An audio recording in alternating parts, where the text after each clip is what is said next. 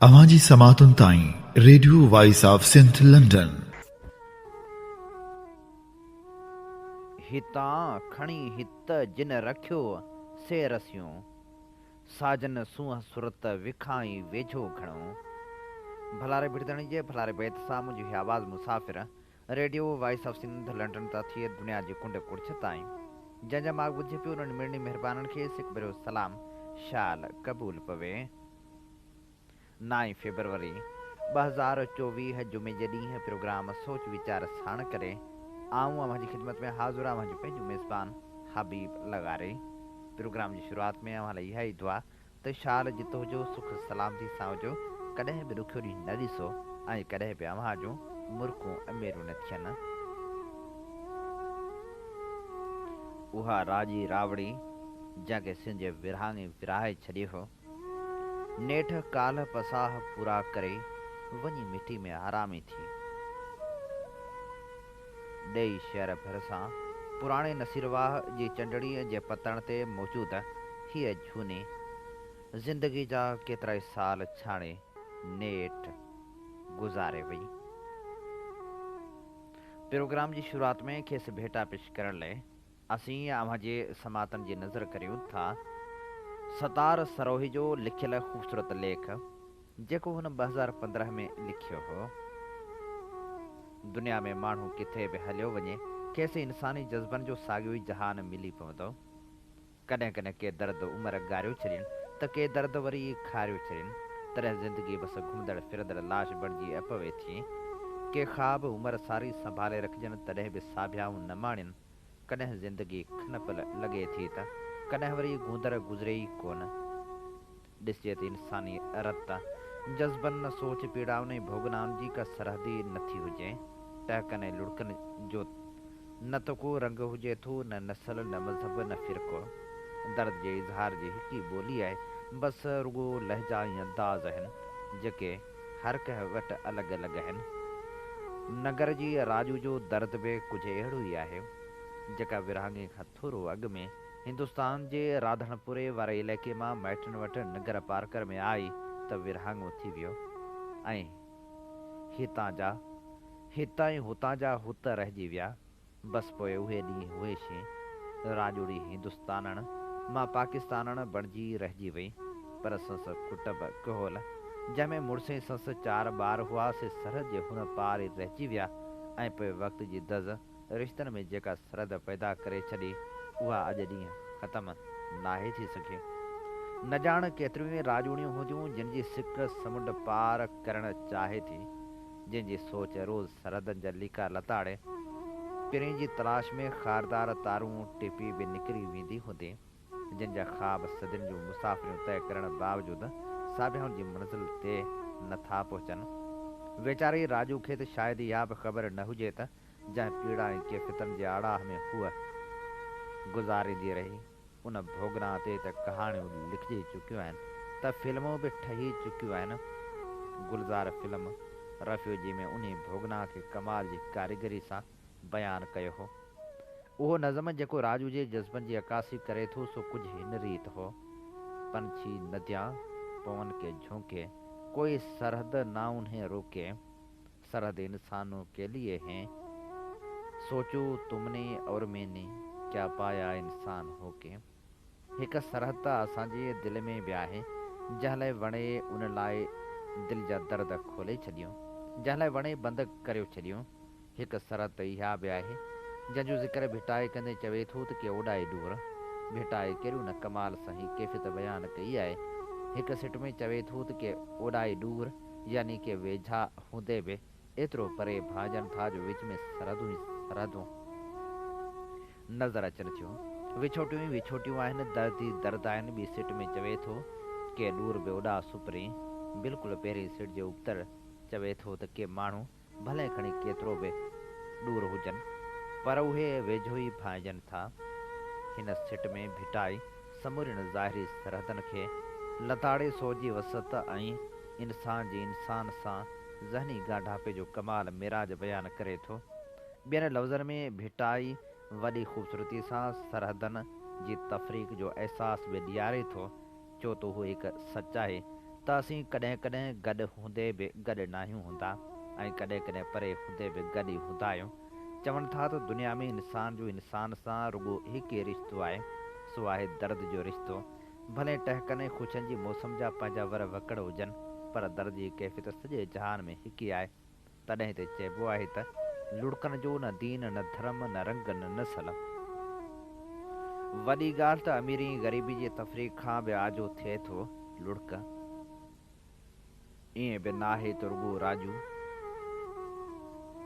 जो रूह सरहद पार जे रस्ते ते टंगियल रहंदो हूंदो, या उन जूं ई अखियूं सरहदनि ते विछायल खारदार तारनि सां टकराइजी ज़ख़्मी थी मोटंदियूं हूंदियूं, पर सरहद जे हुन पार बि साॻी कैफ़ियत हूंदी संदसि उहो वर जंहिंसां हुन नींहं सदियूं लाऊं लधियूं हूंदियूं। संदसि उहे 4 ॿार उनजी ज़िंदगी बि ईअं ई सरापा इंतज़ार बणिजी वई हूंदी।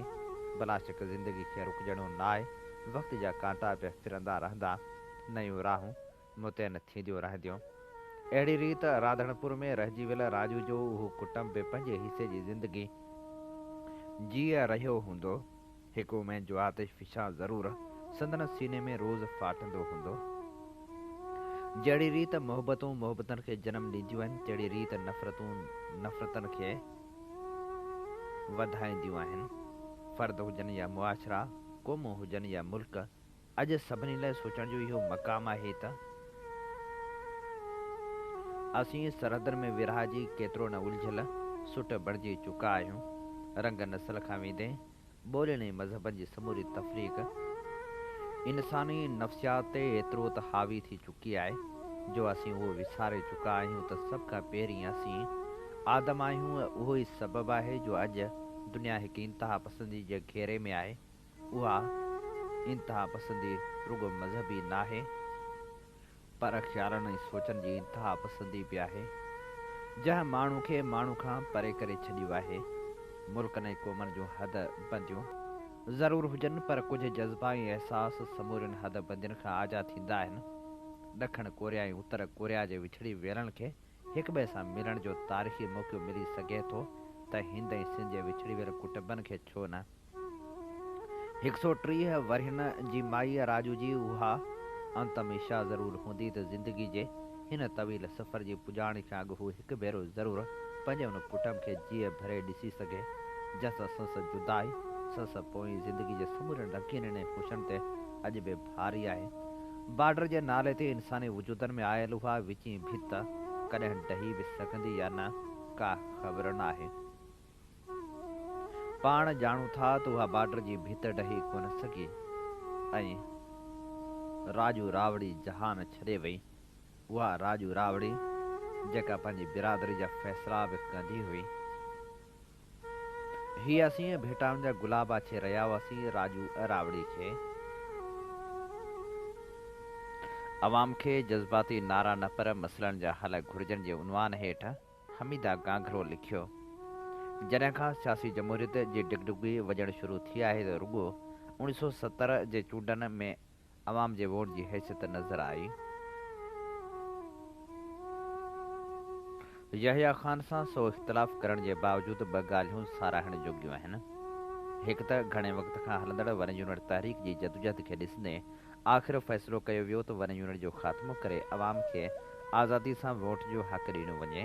न रुॻो हुकम जारी कया विया, पर अमली तौरु जॾहिं 1970 जे चूंडनि में कंहिं बि दांधली खां सवाइ ईमानदारी सां चूंडूं करायूं वियूं, बाक़ी इक़्तिदार जा फ़ैसिला सियासी मुसलत ऐं अॼु जो बांग्लादेश उन वक़्त जे ओभर पाकिस्तान जा वॾा किस्सा ऐं तारीख़ आहे, जंहिं ते धार बहस थी सघे थो। वरी भुटे साहिब जा 5 साल पूरा थियण खां पोइ ॿीहर चूंडूं थियूं त दांधलियनि कर खयो ऐं मुनसिफ़ाणियुनि चूंडनि खे दाग़दार कयो वियो। अॻिते हली अवाम नव सितारनि जी सियासी पार्टियुनि जे इतिहाद चूंडनि खे चैलेंज कयो। उहा तहरीक एतिरी तेज़ी सां उभरी जो खटियल PP हुकूमत जो इक़्तिदार 5 जुलाई 1977 जी कारी राति में ओचितो ख़तमु करे मार्शल लागू कई वई, छाकाणि त ज़ियाउल हक़ भुट्टो हुकूमत खे कामयाबु ॾिसणु न पिए चाहियो।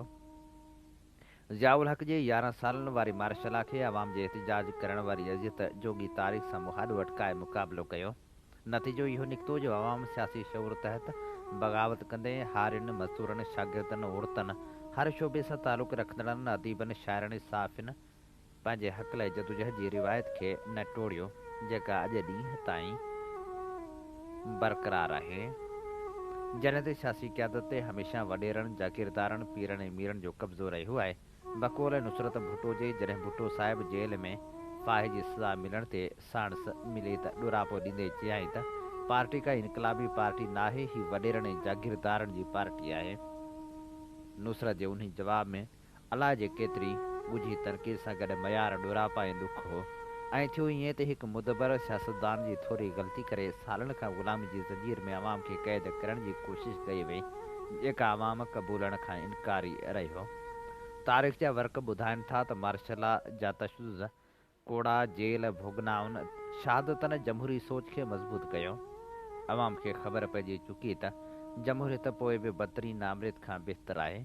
उन करे हमेशह वोट ॾियण जी हिमायत कंदे सियासी पार्टियुनि खे मान ॾिनो आहे। पर छा उन्हनि सियासी पार्टियुनि जे अॻुवाणनि कामयाबी खां पोइ मुल्क ऐं समाज खे बहितर करण लाइ का सुठी मोट ॾिनी आहे?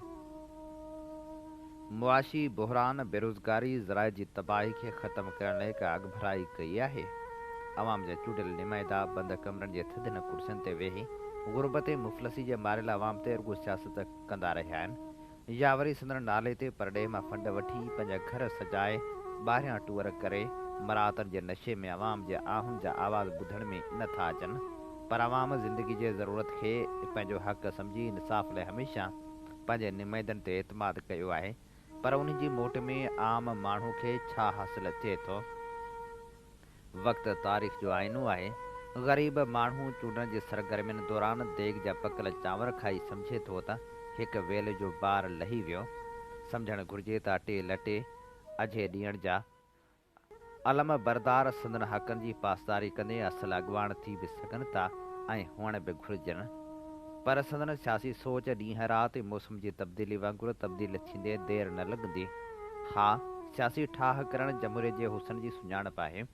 हक़ीक़त में जमहूरी रस्तनि जा मुख़ालिफ़ कंडनि खे ख़तमु करे बहितर मयारी रस्ता हमवार थी सघनि था। पर छा ईअं थिए थो? रुॻो चूंडनि जे मौसम में भाई भाई अनकल भाइटियो थी कहिड़ी सियासी साख ऐं मंशूर मुताबिक़ अवाम जे एतमाद खे खटराए सघनि था? बिलावल भुट्टो ज़रदारी जे सियासी सरगर्मियुनि में नओं जोश ऐं वाइदा इक़रार करे अवाम जी हमदर्दी हासिलु करण में रुधल आहे। तोड़े जो खणी 2007 में मोहतरमा जी शहादत खां पोइ खेसि पार्टी जी अॻुवाणी ॾिनी वई। इहा हक़ीक़त आहे त बिलावल तॾहिं अञा बालिग़ बि न हो, तंहिं हूंदे सभिनी जी ख़्वाहिश मुताबिक़ फ़ैसिलो क़बूलु कयो। पर पंहिंजी प्राइमरी जी सियासत में वॾियूं ज़िम्मेवारियूं खणंदो रहियो ऐं 2023 ताईं परॾेही वज़ीर जे उहिदे ते बि रहियो। उन विच में मुल्क ख़ासि करे सिंध जो तमामु गंभीर हालतूं, 2010 जी ॿोॾ, 2022 जी ॿोॾ, मुआशी बहरान, नौजवाननि जी बेरोज़गारी ऐं ख़ुदकशियूं, ग़ुरबत, महांगाई, बेरोज़गारी, करप्शन जा एवार्ड खणण जहिड़ी सूरतहाल ज़रूरु संदसि सियासी सरगर्मियुनि जो बहस रही हूंदी। ईअं चई सघिजे थो त सियासी ॿोली जा चैलेंजिस गुज़िरियल 15 सालनि खां नवां न आहिनि। संदसि सियासी सोच जो सरवाण संदसि वालिद रहियो आहे। हर महीने जी सियासी अलॻि ॿोली ऐं अवाम सां अखियूं अखियुनि में मिलाए ॻाल्हाइण जा मिसाल खेसि वॾेरनि पीरनि मीरनि जी मजबूरी ऐं ग़रीबनि जी उमेद शायदि बाशूर पढ़ियल लिखियल ऐं थोरी घणी सियासी समाजी सोच रखंदड़ खेसि चङी तरह सम्झी रहिया आहिनि। तारीख़ जूं क़ुर्बानियूं केर बि विसारे नाहे सघंदो। हिन वक़्तु सियासत जो रिवायती गाॾो कहिड़े पासे हली रहियो आहे? छिरकाईंदड़ ख़बर इहा आहे त सिंध जे अवाम सां गहरो तालुक़ु रखंदड़ PP खां शायदि विसरी वियो हुजे।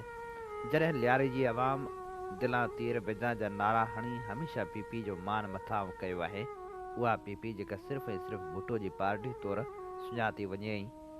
शहीद बेनज़ीर भुट्टो जे खून आलूद चादर पीपल्स पार्टी जे 3 रंगनि वारे झंडे में ॻाढ़ाइण तौरु समायल हुजे, उन पार्टी जी कमज़ोरी जी अलामत इहा नज़र अचे थी त बिलावल भुट्टो नवाज़ शरीफ़ जे वोटनि खां सवाइ खटे नथो सघे। 2 ॾींहंनि खां पोइ उहो चवण त सिंध जी अवाम तरफ़ां चवां थो त मियां साहिब न खपे, वरी शींहं जे साथारियुनि कारूंजर ॾांहुं आङुर खईं त हथ कपे छॾींदासीं। बिलावल साहिब नवाज़ शरीफ़ ते जॾहिं बि अचे या न अचे पर कारूंझर जो कंध त सिंध हुकूमत जे दौर में कुसिजी वियो आहे। उन जबल जे कुसिजण जा पहिरां माज़ी यानी 2022 ताईं वारी हुक्मरानी ॾांहुं अचनि था। जॾहिं कारूंझर कुसिजी रहियो हो त सिंध जो आवाम ख़ासि तौरु थर रोई रहियो हो।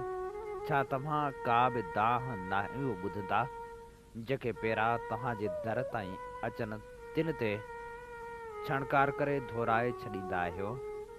हिन वक़्तु आम माण्हू जो लाड़ो कंहिं बि हथ ठोके नारनि खे सम्झे थो ऐं एहतजाज बि करे रहियो आहे। पर चूंड जे ॾींहंनि में आम माण्हू जो वस ऐं वत केतिरो बीहे थो इहो त शायदि 8 फरवरी ते ख़बर पवे। सम्झणु घुरिजे त पीपी खे रुॻो भुटे साहिब ऐं मोहतरमा जी शहादत जो ताज पाए इक़्तदार जी पार्टी न सम्झो वञे, पर उन शहादतनि आम माण्हू जे क़ुर्बानीनि कारकुननि जो अॼु ॾींहं ताईं पुख़्तो इरादो रखी वेसाह क़ाइमु करे केतिरो अहम आहे। ईअं न थिए त 2022 जे चूंड अॻवान जी शहादत खां पोइ वेसाह जी बि शहादत थी वञे। पार्टी जो मंशूर जज़्बाती नारनि सखणनि दिलासनि ते महदूद न हुजे, पर आवाम जे बुनियादी मसइलनि जे हल जो ॻोल्हण ऐं सुजाग थियण जो दौरु आहे। रुॻो ग़रीब आवाम खे भाकुर पाए बोड वारे पाणी में पेर विझी हलण सां आवाम जे सोचनि ऐं सचाई सां खेॾण बदिरां उन्ही बोड दौरान केतिरा लाश रुढ़िया, केतिरा घर तबाह थिया। बुॾंदड़ सिंध रुॻो 200 घरनि ते ॿधल न हुई। ग़रीबनि खे खर में मिलियल फंड कहिड़े खाते में विया इहो बि हिसाब हुअणु घुरिजे। हिन वक़्तु सियासी उभार पैदा थी रहियो आहे, पर उनखां वधीक वेसाह घाती जी सियासत इहा आहे त आवाम खे वरी छीवो रसायो पियो वञे। आख़िर आवाम जो कहिड़ो ॾोह आहे जो गुरबत में पेट सां पथर ॿधी मुहागाई जे उड़ाह में तड़पी पोइ बि चवे दिलां तीर बजा। सियासी सोच ऐं हक़ीक़ी सचाई जो जॾहिं सिज उभरियो त किथे उहो न चवणो पवे त माज़ी जे ग़लति न ॿोड़े छॾियो। हीअ असीं आवां जे समातनि जी नज़र करे रहिया हुआसीं। हमीदा गांगरो जो लिखियल ख़ूबसूरत लेख। मुफ़्कर आज़म रहबर सिंध साईं GM सैयद पंहिंजी हिकु तक़रीर में फरमायो, अव्हीं सम्झो था त हीअ जेको मर्कज़ आहे जंहिंखे मज़बूत करण जी कोशिशि पई थिए ऐं उन्ही तरफ़ माण्हू पिया हलनि, छाकाणि त इक़्तदार उते मिलंदो। उहा कोशिशि हिकिड़े क़िस्म जी अणसिधी तरह असांजी जुदागाना क़ौम उन जे हक़ ऐं आज़ादी जी मनाफ़ी मुख़ालिफ़ आहे। अव्हां खे ज़हन साफ़ करणा पवंदा त जेकॾहिं मर्कज़ जी ग़ुलामी में रखी उन ज़रिए ॿाहिरियां माण्हू बंगाल खां, पंजाब खां या ॿियनि मुल्कनि खां आणण जी इजाज़त हुजे, पाणी बंदि करण जी इजाज़त हुजे, असांजी लुटफुर करण जी इजाज़त हुजे ऐं जेके सिंधी माण्हू सिंधी आज़ादी ऐं ख़ुशहाली लाइ जदोजहद कनि उन्हनि खे जेल विझण जी इजाज़त हुजे, छा उहा आज़ादी आहे? महिरबानी करे का बि अहिड़ी ॻाल्हि न करियो जंहिंसां मर्कज़ जो मुहताज थिजे ऐं मर्कज़ जी मुहताजी मिले। असां जुदागाना क़ौम आहियूं। सिंध जुदा वतन आहे। असांखे 5000 सालनि खां मथे जी तारीख़ आहे। असांखे हक़ आहे त जीअं दुनिया में ॿिया मुल्क आज़ादु आहिनि तीअं असां बि आज़ादु हुजूं। मूं पंहिंजे किताबनि में लिखियो आहे त दुनिया में अक़वाम मुतहदा जा अहिड़ा मुल्क बि आज़ाद मेंबर आहिनि जेके सिंध खां आबादी, एराज़ी ऐं पैदाश जे लिहाज़ खां घटि आहिनि। अव्हां सोचो असांखे अञा बि आज़ादी वठण जो हक़ न आहे?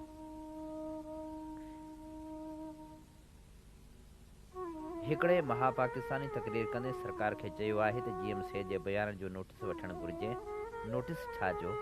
आज़ादी असांजो पैदाशी हक़ आहे। तूं केरु थींदो आहीं जो चवीं थो त सरकार नोटिस वठे? सरकार माना ताक़त, सरकार माना मिलिट्री, सरकार माना धोखेबाज़ नज़रिया। तिन खे 100 दफ़ा चओ त असां आज़ादी वठंदासीं, तव्हां खणी 100 दफ़ा असांखे डिॼारियो, हिसायो, सभु कुझु करियो, पर आज़ादी असां वठी रहंदासूं। पर हिकु ॿ ॻाल्हियूं अव्हां खे आउं ॿुधायां थो, उहे सभु ॾुखियूं न आहिनि। अव्हां जी क़ौम जो बुनियादु टिनि चइनि ॻाल्हियुनि ते आहे। अव्हां हिकु क़ौम आहियो, अव्हां खे हक़ आहे जुदा रहण ऐं जुदा जीअण जो, अंदरूनी मामलनि में ख़ुदि मुख़्तियारी ऐं ख़ुदि इरादे जो। असां इहा ॻाल्हि अदम तशदुद जे ज़रिए हासिलु कंदासीं ऐं तशदुद जे ज़रिए न। असां वटि लश्कर न आहे, उन करे अव्हां तशदुद कंदव त अव्हां सां उहो हशर थींदो जेको हाणे ॿाहिराड़ियुनि में धाड़ेल ऐं सरकारी एजेंसियूं करे रहियूं आहिनि। उन करे तशदुद जे वेझो न वञो। तशदुद अव्हां खे तबाह कंदो। तशदुद खां परे रहो। कुझु वक़्तु अॻु ताईं कुझु कम्यूनिस्ट ऐं ॿिया मुल्क तशदुद सां आज़ादु थिया आहिनि। सो असांजे नौजवाननि में बि उहा साॻी ॻाल्हि अची पैदा थी आहे त तशदुद खां सवाइ आज़ादी मिलंदी कान। उहा ॻाल्हि ग़लति आहे। महात्मा गांधी दुनिया खे साबित करे ॾेखारियो त हिंदुस्तान जे 50 या 70 करोड़ माण्हू तशदुद खां सवाइ अदम तशदुद जे बुनियाद ते आज़ादी वठी ॾेखारी हींअर बि अव्हां आज़ाद थी सघो था, पर तशदुद न।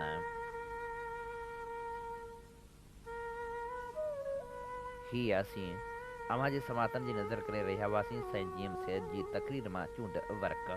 इन ते प्रोग्राम सोच वीचार मां पंहिंजे मेज़बान हबीब लगारी खे ॾींदा इजाज़त।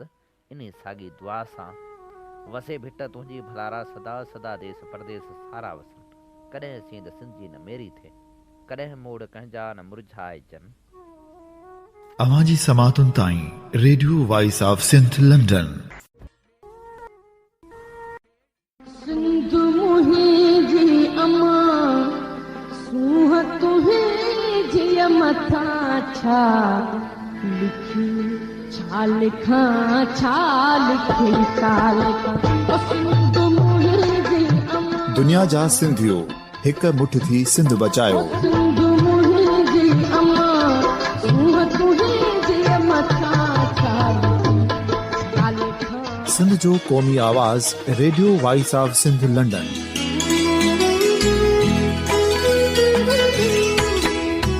Radio voice of Sindh London पंहिंजी नशरियात में सिंध जी सियासत, समाज, इक़्तिसादियात, तारीख़, क़ौमी उमंगुनि ऐं इख़्लाक़ियात मुतलिक़ सिंध जी हक़ीक़ी तर्जुमानी कंदे प्रोग्रामनि खे असराइतो बणाइण लाइ सिंध जे घण घुरनि ऐं धरतीअ सां प्यार कंदड़ अदीबनि, दानिशवरनि, सहाफ़ियुनि, उस्तादनि, वकीलनि ऐं हर तबिके जे मानवारनि सजणनि खे सिंध में शऊरी इनकलाब लाइ सहकार जो सॾु ॾियूं था।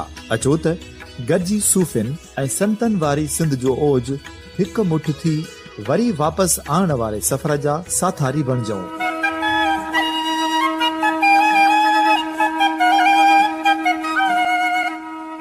हिकु नए सुबुह जी शुरूआत जो पड़ाॾो घर घर, ॻोठ ॻोठ ऐं शहर शहर ताईं पहुचायो।